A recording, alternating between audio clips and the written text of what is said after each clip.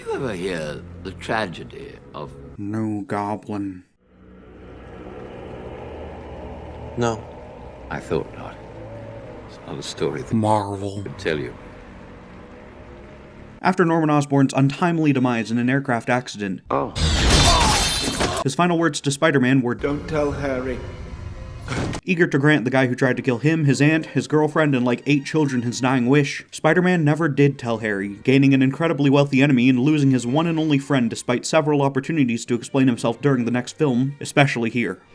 I can look into your eyes as you die. In the middle of a psychotic break at the end of Spider-Man 2, Avenge me!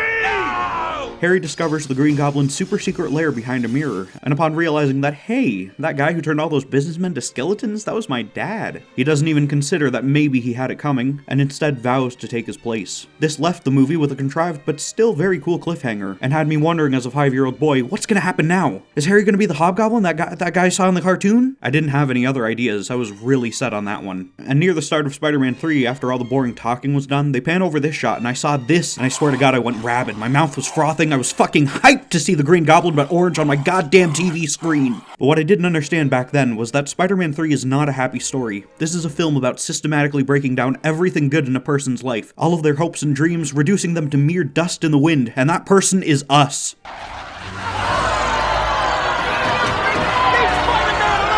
Now, I'll talk about the design later, but first I want to talk about the arc this character follows. At the start of the movie, Peter and Harry have a very short encounter where he tries to explain what really happened, but Harry just isn't taking it. And honestly, I don't blame him. It must have been at least a year since Norman's death, and this fucking chump can't be bothered to tell him the truth until the lying hurts him? I guess we're supposed to sympathize with Peter here because Norman said, "Don't tell Harry."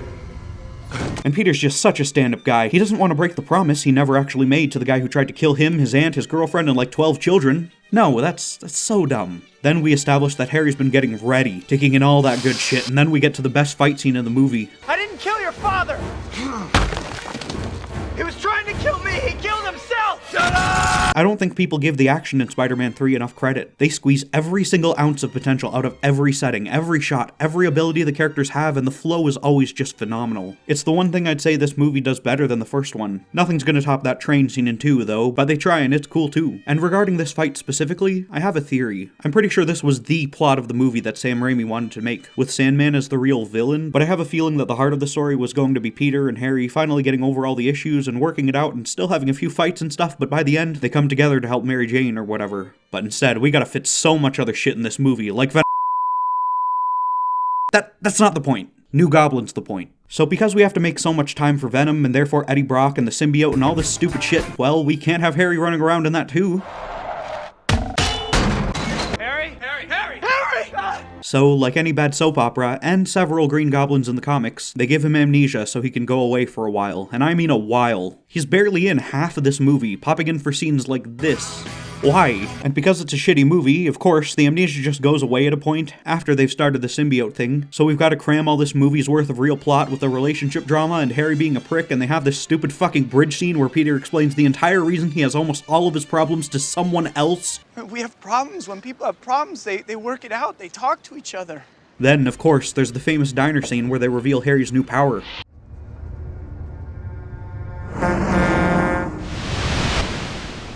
And Toby's got it too.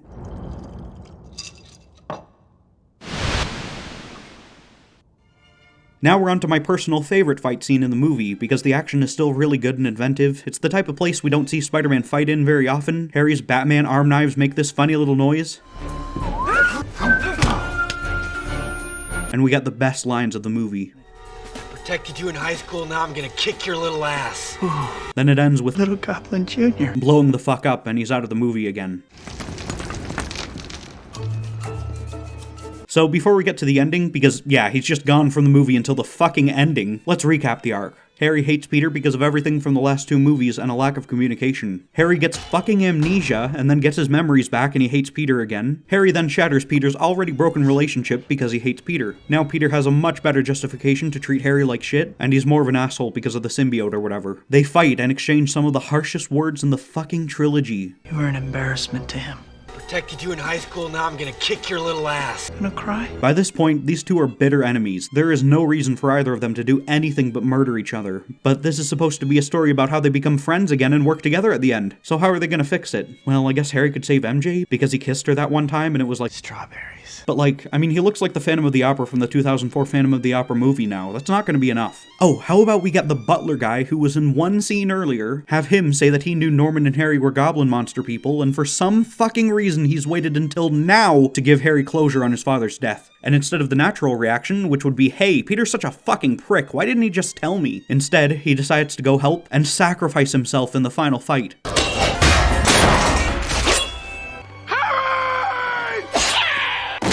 Again, it's like poetry, so that they rhyme. Every stanza kind of rhymes with the last one. And by the way, if you need just a few seconds to show how much of a clusterfuck this movie is because of all the warring plot lines, take a look at this.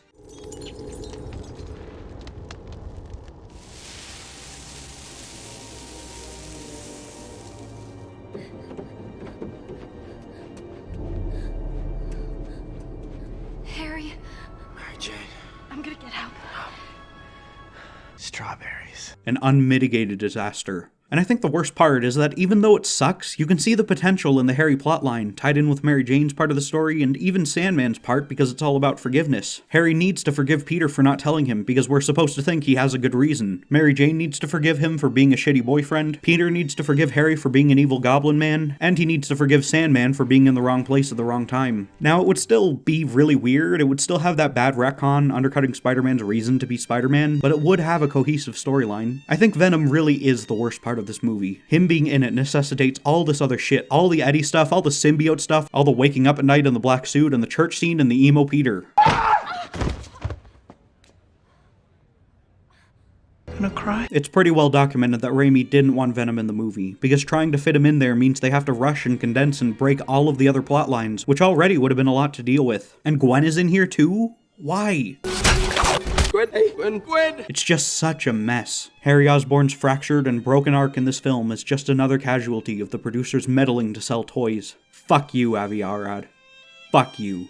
But none of this comes anywhere close to explaining this fucking design. I swear, this is the one mystery left in this movie's failure, the only thing that truly does not make sense to me. First off is the name. New Goblin isn't in the script. The closest we get is Little Goblin Jr. Gonna cry? Instead, the New Goblin name comes from the toys, and let me tell you, there is a long line of shitty goblins with shitty names in the comics, and none of them are as bad as New Goblin. Then we move on to the theming. Green Goblin's theme has never been rock solid. He's kind of a general Halloween thing. He has a goblin face, bat-shaped glider, and pumpkin bombs. Yeah, sure, whatever. But New Goblin here has pumpkin bombs, a flying snowboard, this weird ski mask thing, a basic-ass black suit with some little green accents, Batman's arm knives, and a goddamn katana. Now, credit where it's due, they use every single one of these things to its full potential, and it's a large part of what makes the fight scene so interesting, but good god, what are they going for here? Maybe the behind the scenes can shed some light. A cross between SWAT and a kind of Black Knight.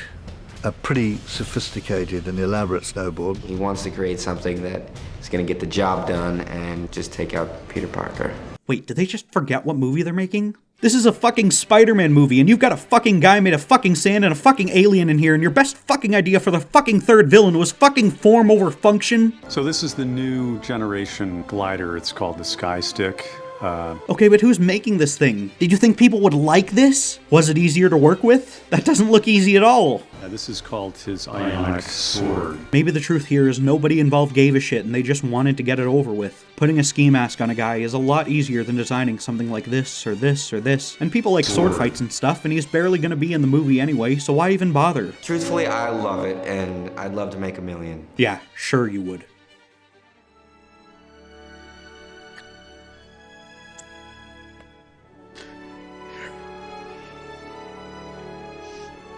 Gonna cry?